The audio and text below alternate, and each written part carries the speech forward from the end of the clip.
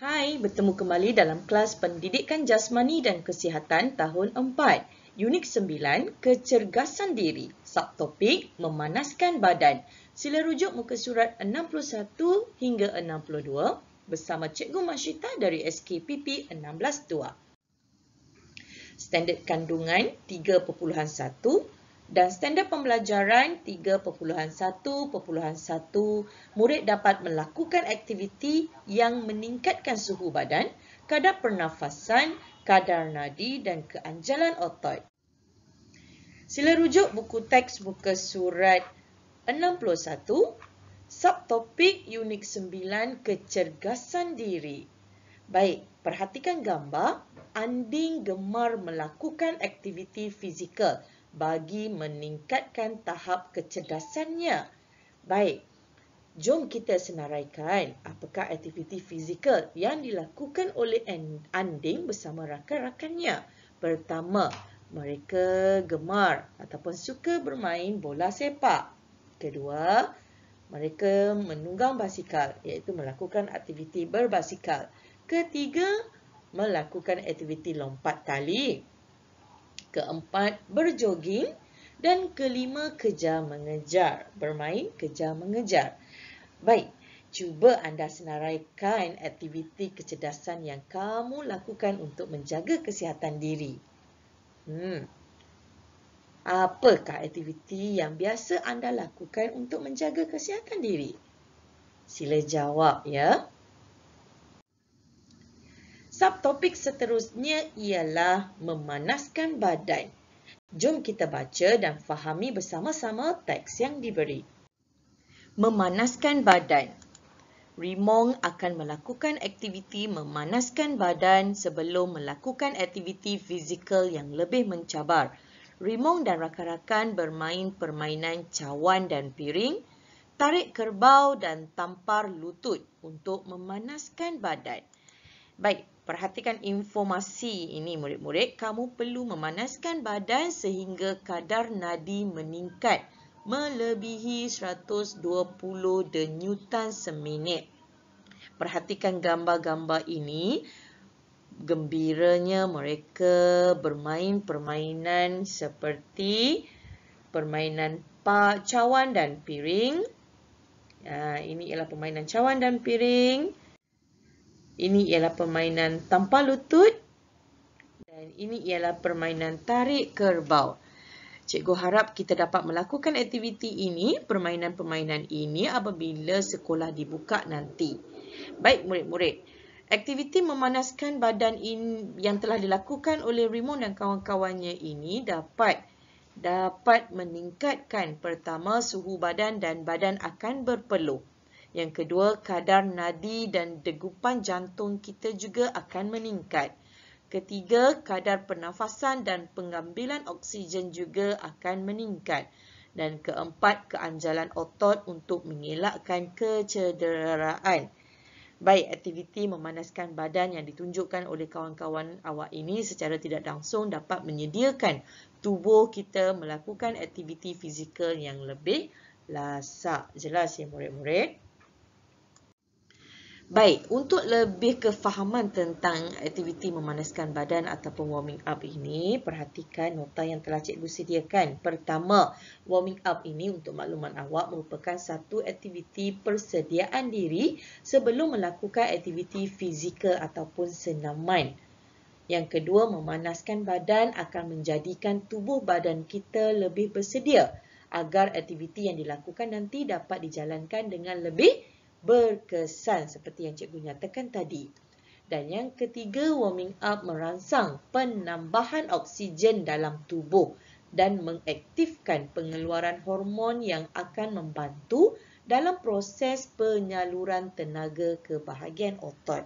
Inilah bahagian yang paling penting kenapa kita perlu memanaskan badan sebelum melakukan aktiviti fizikal yang lain, iaitu untuk merangsang penambahan oksigen dalam tubuh badan kita. Jelas ya murid-murid? Seterusnya, kepentingan warming up. Cikgu akan menerangkan secara detail apakah kepentingan memanaskan badan kepada tubuh badan kita. Pertama, dapat meningkatkan pengeluaran hormon. Kedua, dapat mengurangkan kadar risiko kecederaan. Ketiga, dapat merangsang peningkatan pergerakan otot. Keempat, meningkatkan prestasi semasa bersenam. Kelima, merangsang sistem saraf pusat iaitu Central Nervous System. Dan seterusnya, terakhir meningkatkan kadar degupan jantung atau peningkatan kadar nadi. BPM. Jelas ya murid-murid? Kepentingan warming up yang pertama ialah untuk meningkatkan pengeluaran hormon. Okey, baik murid-murid, apabila kita melakukan warming up, berlakunya peningkatan kadar rembesan hormon endorfin, serotonin, dopamin dan juga hormon-hormon lain yang membantu meningkatkan kadar kepekaan, mengurangkan stres dan meningkatkan kadar metabolisme badan kita. Yang kedua, dapat meningkatkan kadar cecair synovial di bahagian sendi bagi memberikan pelinciran sendi untuk mengurangkan geseran serta melancarkan pergerakan kita sewaktu melakukan sesuatu aktiviti. Yang kedua, dapat mengurangkan kadar risiko kecederaan. Melalui warming up ini, kita dapat meningkatkan suhu otot secara tidak langsung menambahkan keanjalan otot.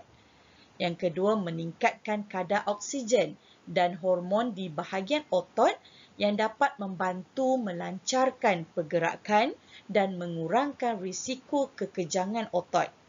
Dan yang ketiga, rembesan hormon dapat meningkatkan kawalan motor dalam pergerakan otot. Jelas ya murid-murid? Ketiga, merangsang peningkatan pergerakan otot. Pergerakan otot akan menjadi lebih teratur. Kedua, dapat mengurangkan risiko kekejangan otot di mana sistem telah dibekalkan dengan oksigen dan elektrolit dari penyaluran darah yang betul. Ketiga, proses penceraian antara hemoglobin iaitu sel yang mengikat oksigen dengan oksigen dapat berlaku dengan lebih bagus. Dan yang keempat, proses pengumpulan asid laktik juga dapat dilengahkan. Yang keempat, dapat meningkatkan prestasi semasa bersenam kerana otot yang direnggang dan dipanaskan sebelum bersenam menjadikan ia lebih mudah bergerak. Sendi juga boleh berfungsi dengan lebih baik dan aktiviti ini dapat menjadikan senaman kita lebih berkesan.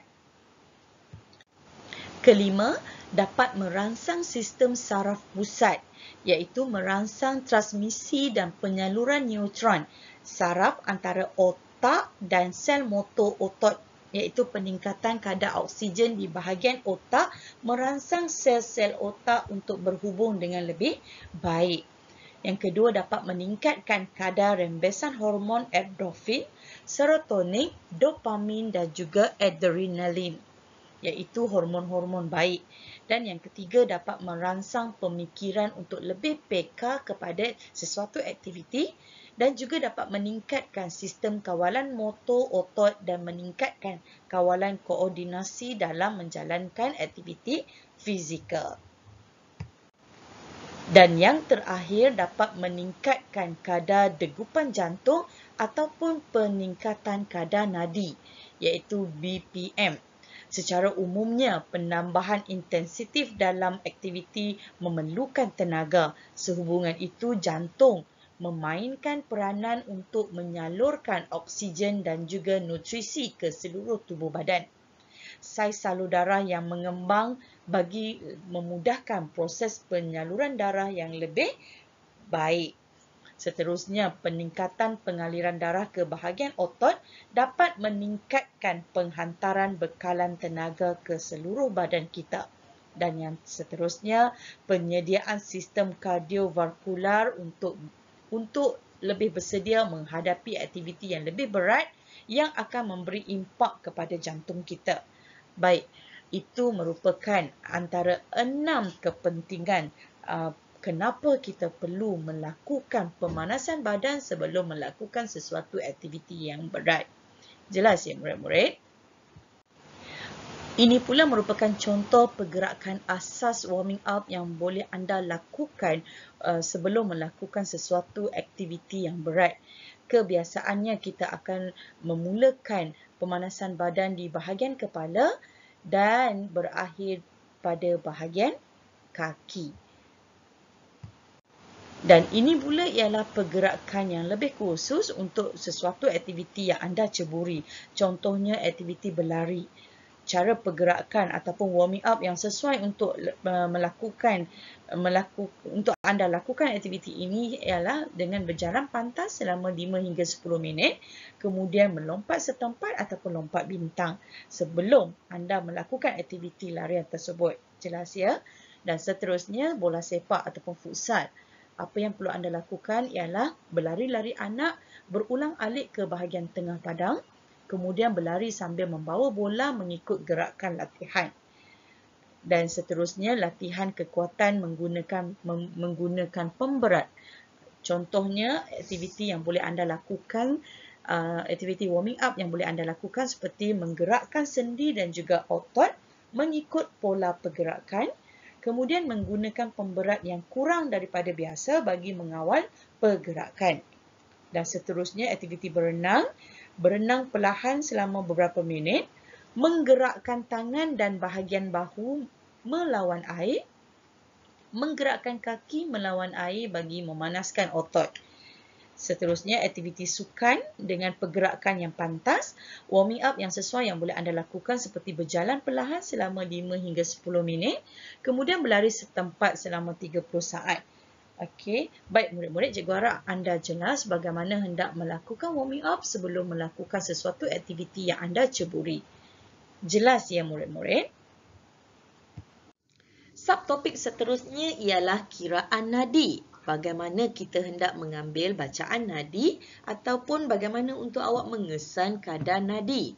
Ya, perhatikan gambar yang telah cikgu tunjukkan iaitu pergelangan tangan. Anda boleh mengesan kadar nadi dengan menggunakan pergelangan tangan iaitu nadi radial.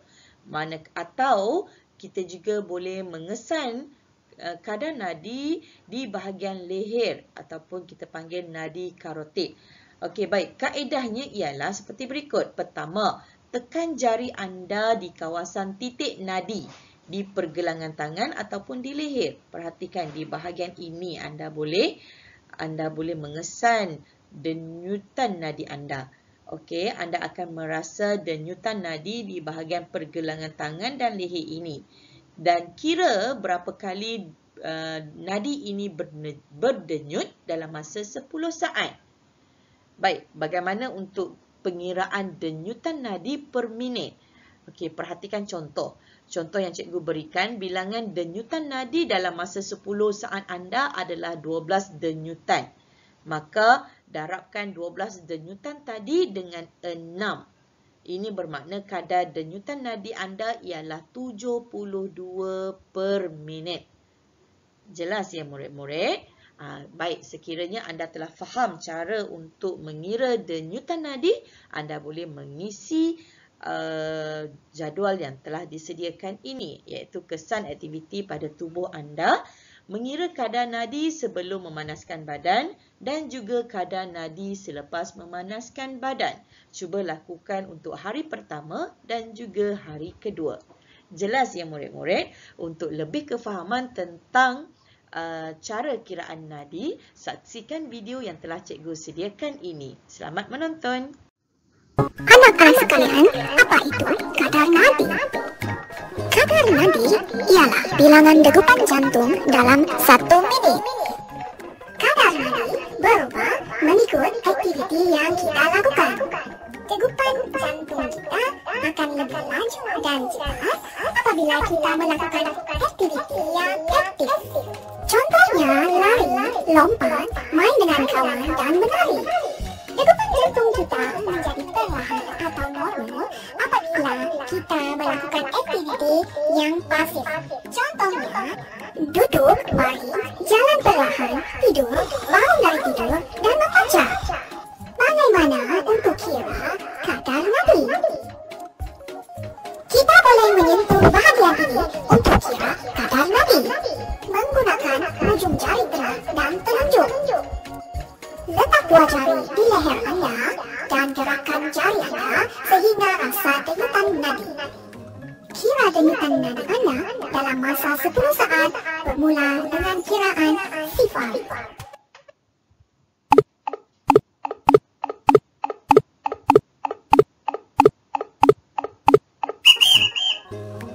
Berapa denyutan nadi anda dalam 10 saat? Denyutan nadi tadi dijarap dengan tenang untuk menjadikan ia 1 minit untuk dapatkan kadar nadi kita. Selamat mencuba semua. Sekian dahulu pelajaran pada hari ini, sehingga berjumpa lagi pada pelajaran seterusnya. Bye. Assalamualaikum.